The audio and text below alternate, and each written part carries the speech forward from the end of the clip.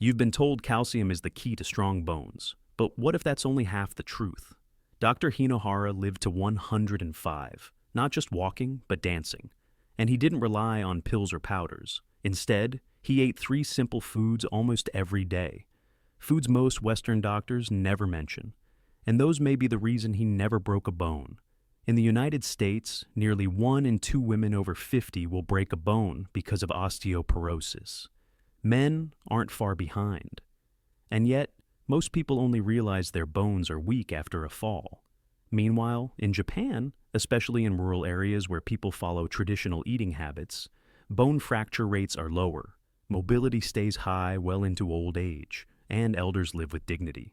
So, what's the difference? Is it just genetics? Not quite. It's lifestyle. And more importantly, what's on the plate? Let's walk through the 3 foods Dr. Hinohara ate regularly, and what modern science now confirms about their power to protect your bones after 60. Food number 1, natto, fermented soybeans. Strong bones don't just depend on how much calcium you consume, but where that calcium ends up. And this is where vitamin K2 becomes crucial.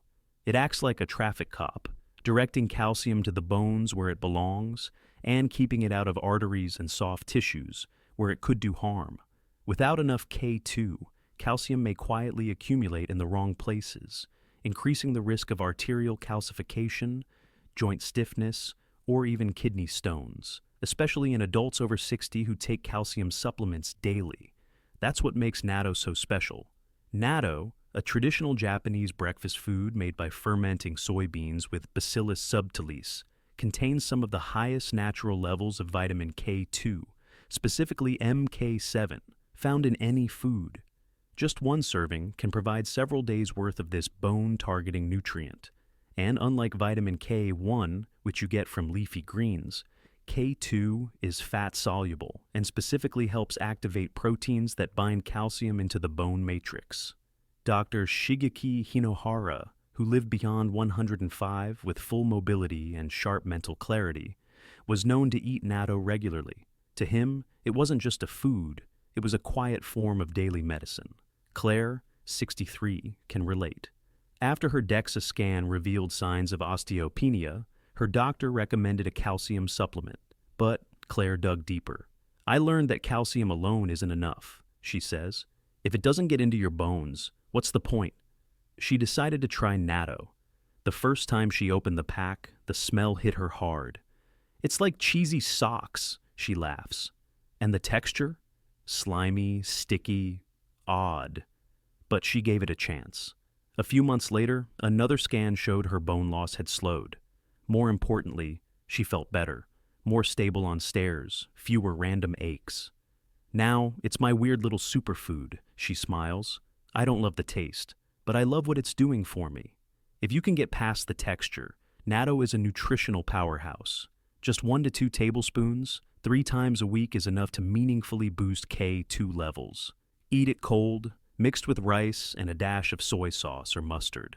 Always choose unpasteurized, refrigerated natto, the kind sold in Japanese or Korean markets. The fermentation gives it its unique texture, but also preserves its nutrients. If natto truly isn't for you, don't worry. Other foods like aged cheeses, Gouda, brie, pasture-raised egg yolks, and grass-fed liver contain moderate amounts of K2. But natto remains king, especially when bone health is your priority. For Dr. Hinohara, that slimy bean wasn't just breakfast. It was part of a lifelong formula to stay upright, independent, and strong, long past the age most people give up. Food number 2, miso soup, fermented soy paste, plus seaweed, plus tofu. Bone loss after age 60 doesn't happen overnight. It's slow, silent, and often invisible until it becomes dangerous. And for many women, the risk accelerates after menopause when estrogen levels fall. Estrogen plays a crucial role in maintaining bone density. Its decline is a major driver of osteoporosis. That's where isoflavones come in, plant-based compounds found in soy that mimic the effects of estrogen, helping reduce bone breakdown and promote bone rebuilding. Enter miso soup, a traditional Japanese staple made from fermented soybeans. Miso is rich in genistein and daidzein, two powerful isoflavones that support hormonal balance and bone strength, especially in postmenopausal women. It also provides magnesium and calcium, two essential minerals for bone structure, and is naturally alkalizing, which can reduce calcium loss caused by acidic diets. But perhaps even more importantly, miso is fermented. Why does that matter? Fermented foods promote gut health, which is increasingly recognized as a key factor in nutrient absorption, including calcium, magnesium, and vitamin D. If your gut is inflamed or imbalanced, you may not be absorbing the nutrients your bones desperately need. Paul, 70, didn't know any of this when he first tried miso soup. All he knew was that his doctor said he was shrinking, and not just in posture. He had lost 2 full inches in height since turning 60. His back ached. His digestion was sluggish. He was losing confidence on stairs. I used to reach for canned chicken soup, he says. Easy, salty, familiar, but it never left me feeling good. His daughter suggested miso. At first, he wasn't sure. It smelled funny, he admits. But within weeks of making his own broth with tofu cubes, wakame seaweed, scallions, and a spoonful of mellow white miso, he felt different, more grounded, less stiff in the morning, and more regular too. What Paul didn't realize is that miso was doing more than comforting his stomach. It was nourishing his bones. If you're new to miso, start slow. Look for organic fermented miso paste.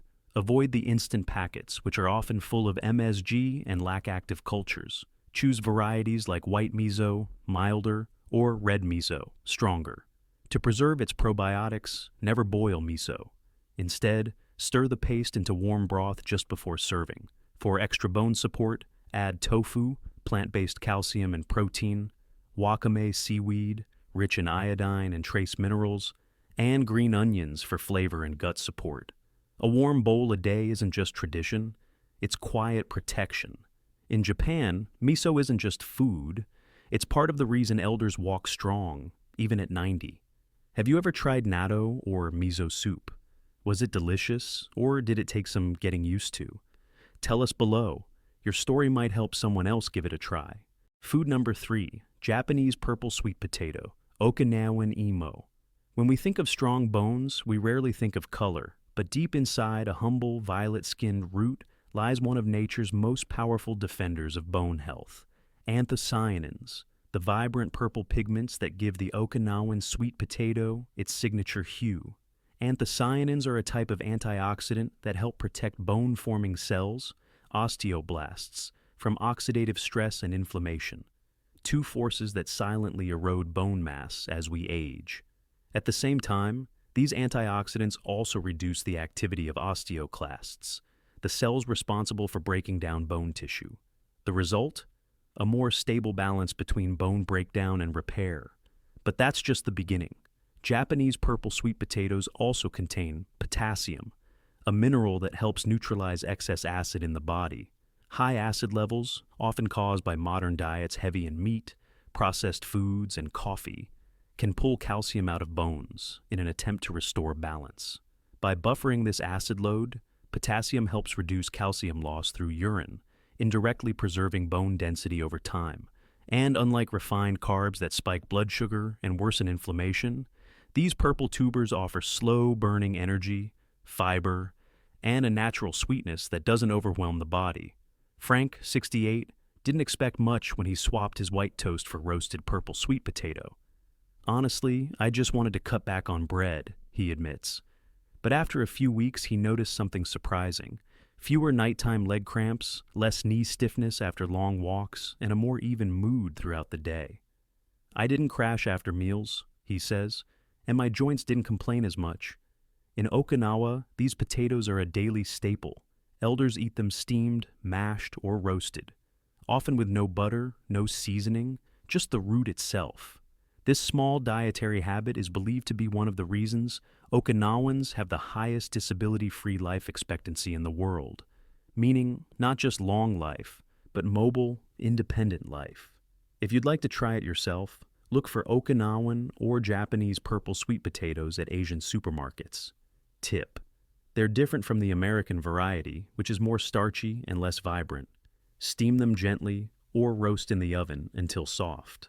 Avoid frying or adding sugar. They don't need it. Start with 2 to 3 servings per week. You'll get the antioxidant support your bones crave, along with benefits for your brain, heart, and digestion. One purple potato won't change everything overnight, but over time, it may help you walk stronger, stand taller, and live longer, just like the elders of Okinawa. You don't need expensive supplements or complicated diets. You need the truth and a few quiet changes that support your bones from the inside out. If you've tried natto, miso, or Okinawan sweet potato before, tell us what worked or what surprised you most. And if you haven't yet, choose one. Start small, but start today. Drop a comment below. What's one change you'll try this week? In our next video, we'll uncover one daily habit that silently weakens your spine, and it's something even doctors often overlook.